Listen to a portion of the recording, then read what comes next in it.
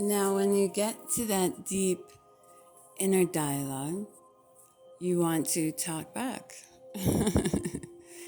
You want to listen to yourself, of course. Observe yourself.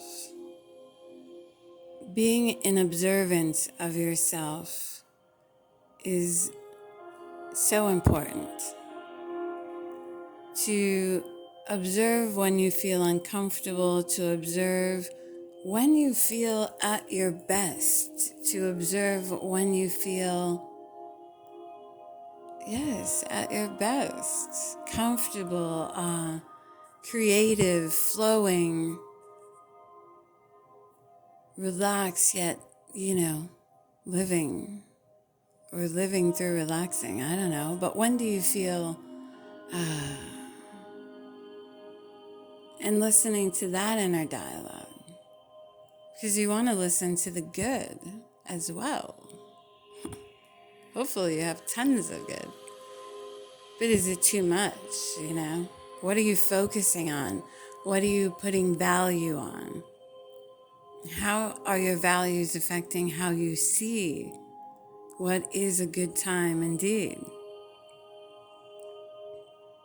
Being in observance of yourself is the whole shebang. It's being in observance of, how great are you?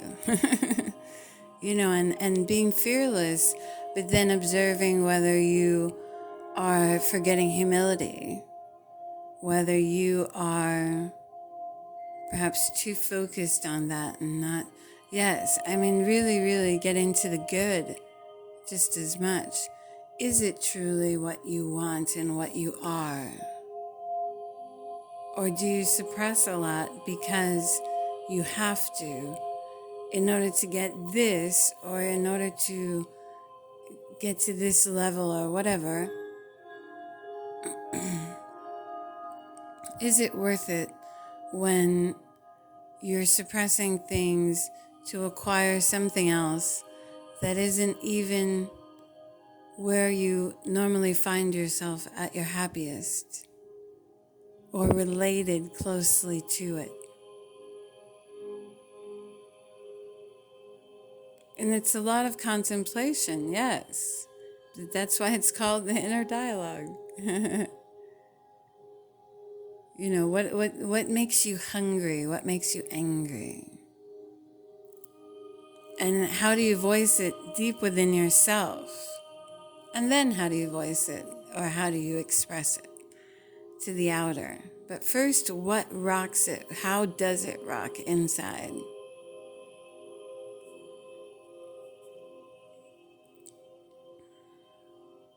Because then we can get to where it's coming from. We can get to the root of that emotion, the root of the anger, the root of the insecurity, the root of the constant controlling. We can get to the root of the distracted mind. We can get to the roots of it.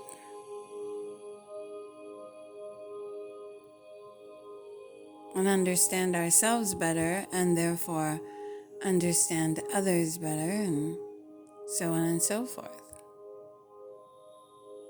This works for master lovers. This works for, businessmen. This works for the very spiritual. This works for anybody.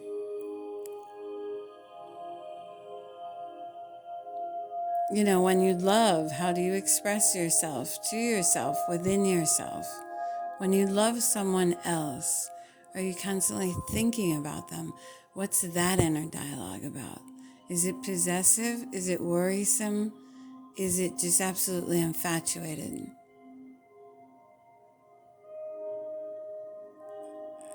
Yes, and go into where do you see them as something that you value? Go into all the, if you say, yes, I believe you, but it's really no, go into that. Why?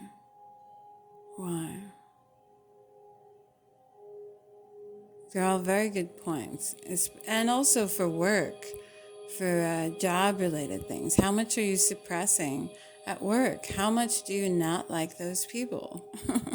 Or how much are you so, you don't even have to say how much do you not like those people. You can just say, how unhappy are you there? And what do you say? And what do you say about the things that belong to you? Oh, this useless thing, or this SHIT,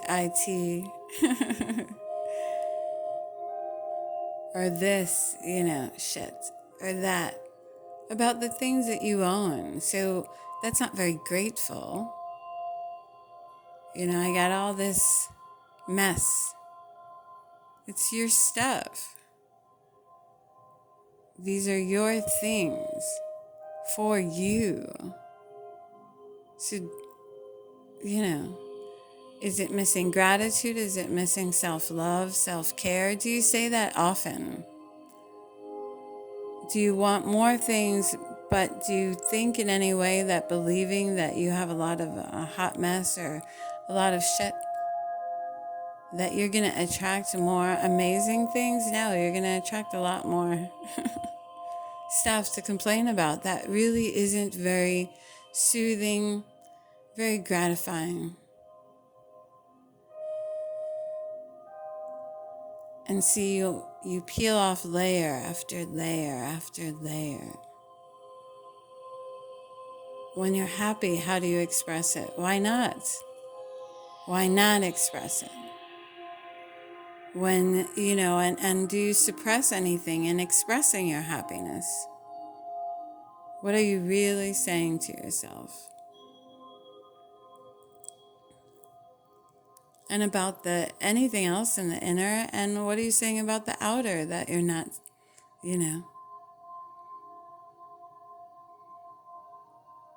And so you either accept yourself or you decide to heal that part, that fragment, get to the root,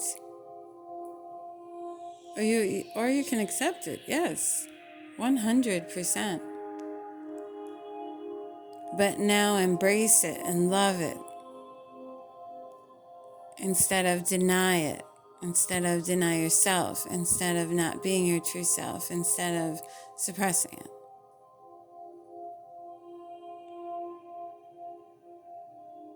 But do so obviously in a way where you can still serve the collective and still, be out there interacting.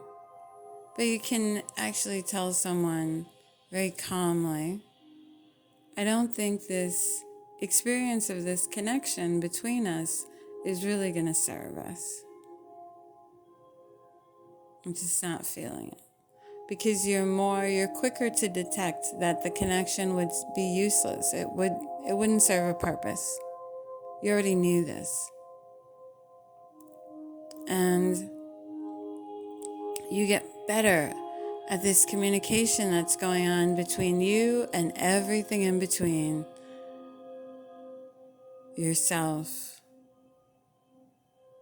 and the next moment, the next room, the next person.